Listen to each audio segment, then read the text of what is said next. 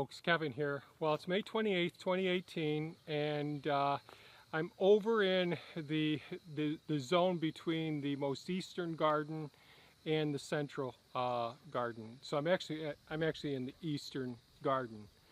And so to orient you to your right is where the lavender is, and the irises are all around the base of the lavender. Over here we have the rain gutter. Thea's over watering some. Well, go ahead and wave, hon. I don't know that that's showing up as far as focus goes yet. But here we are in an area that we had weed matted last year. Down here in the back of Pepe, I have a couple of things: a few stones, cardboard, and the leaf blower. So why am I over here right now? And I've got the mini excavator Bumblebee right here as well. Bumblebee is going to help me try and deal with the problem, one of the weeds that we deal with. So we have 4 weeds that I'm concerned about on the property. The first one is poison ivy, which we've had very good success trying to get that under control, especially in the areas in our gardens, mostly in our food forest. We've gotten just about all that out.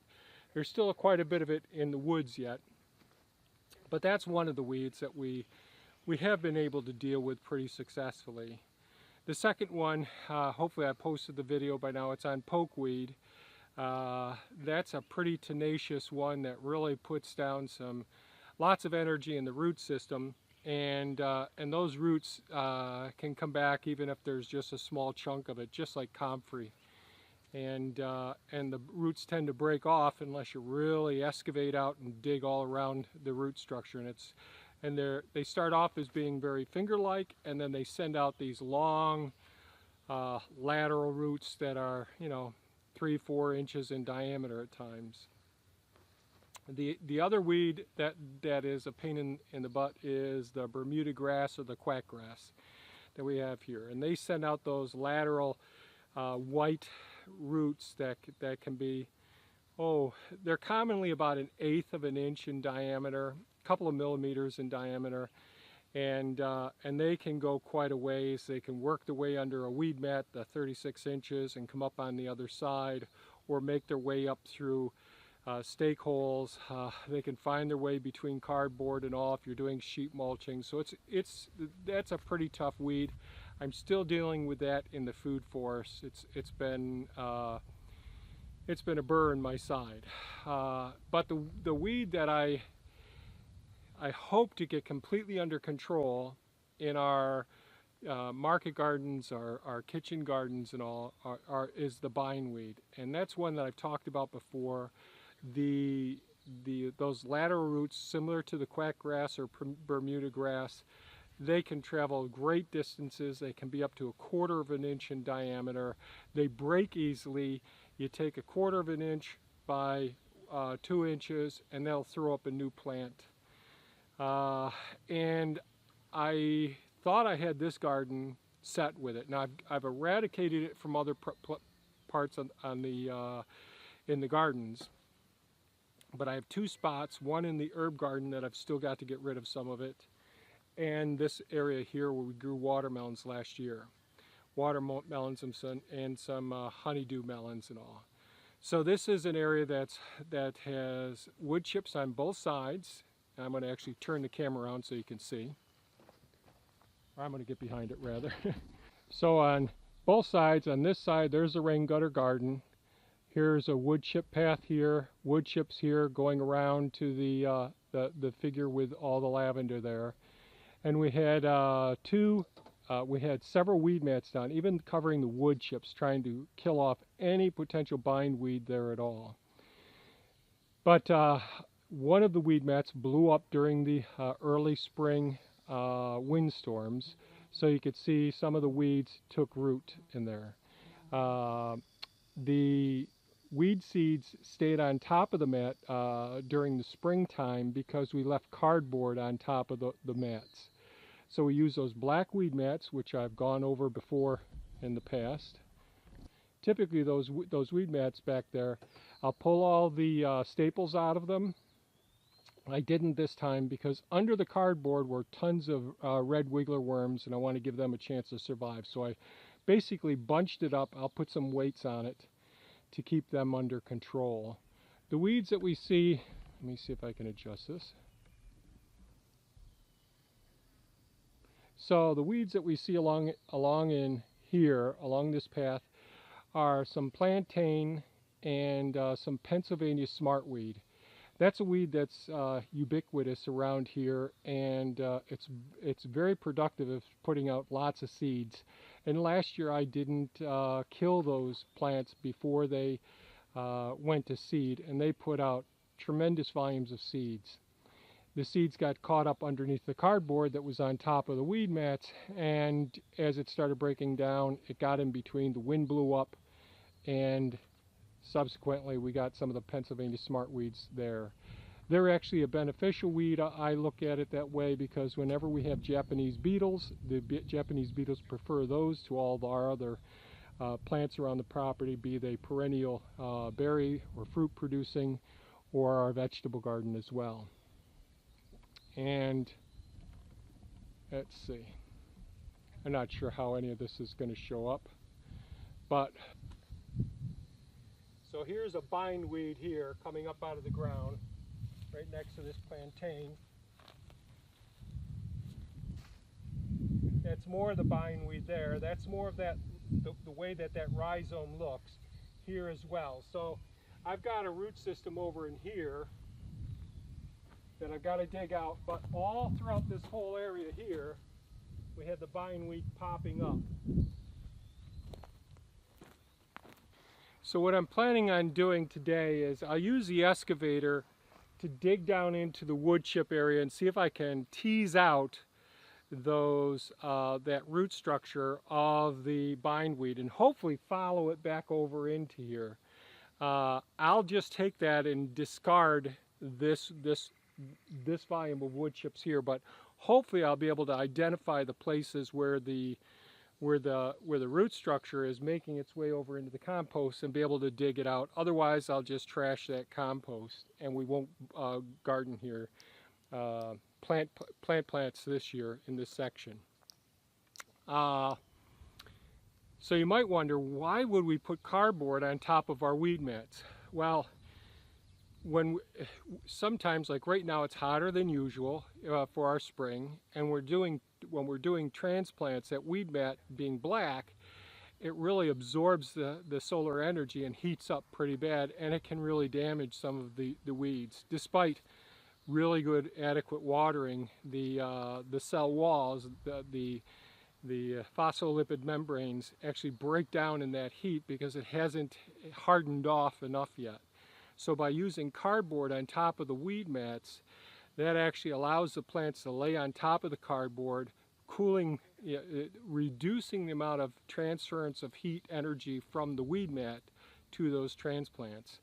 So that's why there's a bunch of cardboard in the back of Pepe now. We could have taken that up at any time, but we just get busy and get it out of there. Then the worms break it down, sit on top of the weed mats, and therefore I don't get the whole weed mat up at this time.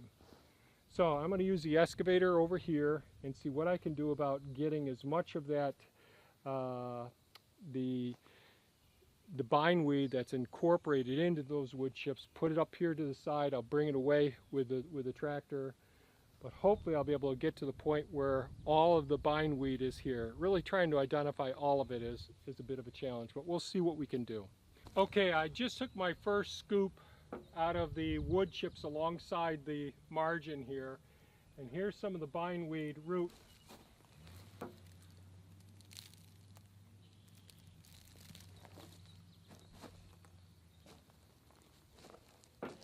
So hopefully, if this is following my face, you could see how the bindweed root sends off all these little side shoots, and that right there, that tiny little part, can actually take off, and putting this close to my face because I think the camera's focusing on this, can actually produce a whole new plant. So it's tedious work trying to get all of this stuff out of there. So I just wanted to show you just how it is, and there's more of it still down there that went this way, so I got to try and get that out as well. So a lot of the soil is coming out again.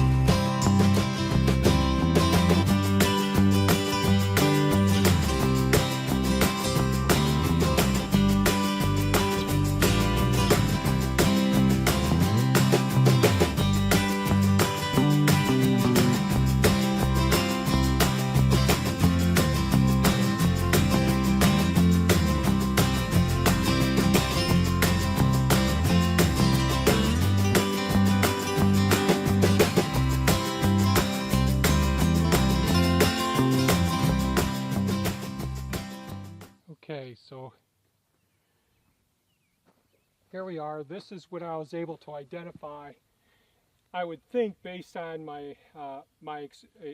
based on how I evaluated the situation, that I got all of the little root structures out of there. I know that I didn't. I know that I've missed some. But you can see how easily these can fracture.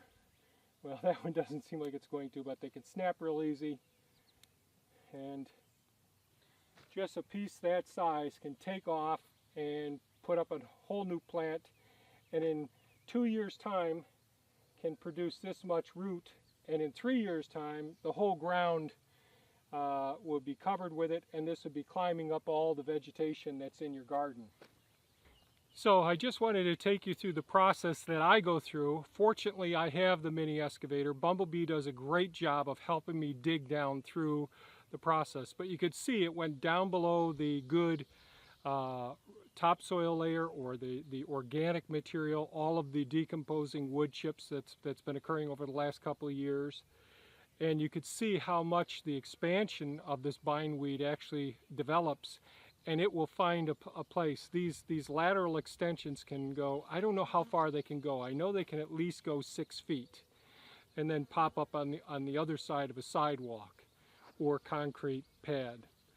So these are really tenacious. I'm going to leave them in the sun for right now.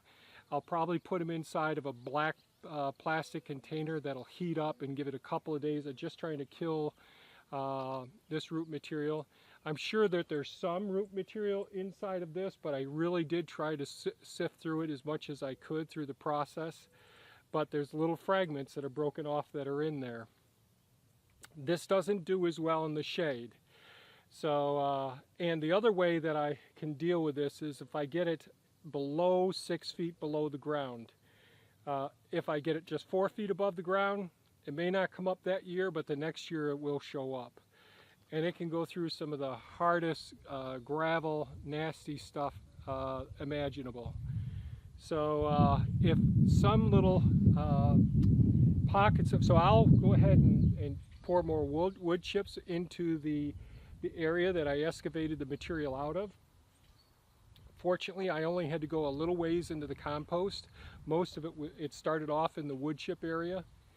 And I think I got it all, but I know I didn't. There's still some fragments there. So filling that in with wood chips. Then I'm going to put the black mats over the area to try and kill off everything except for the places that we'll grow some plants in. I think I can salvage this area this year. And so I think we can. Now if I see the little sprouts coming up, and they're easy to identify, bindweed, I've got it all different places around here in the property. And the worst thing I think you can do with bindweed is to go in and use a rototiller. You're going to break it up into small fragments and spread it all over. And actually, I think you need to inspect. If you borrow a friend's rototiller or you rent one, make sure on the shaft, that horizontal shaft where all the tines are connected to, that there isn't some white root-like material. Clean it all off completely before you touch your ground. I'm not a proponent of tilling, and this is one of the reasons. Both bindweed and quackgrass or Bermuda grass can get spread over large areas as a result of tilling the soil. And although this is painstaking, and fortunately I have the mini excavator, it's worth it to try and decrease the chance of it spreading any further. I've got other areas I've got to completely dig out, but that's not going to be at least early this spring. So I hope you found this somewhat helpful. Please give it a thumbs up if you think it was of value. Leave questions, ask questions, leave comments, and subscribe if you haven't subscribed. Thanks so much for watching, folks. I appreciate it. Have a great day. Bye-bye now.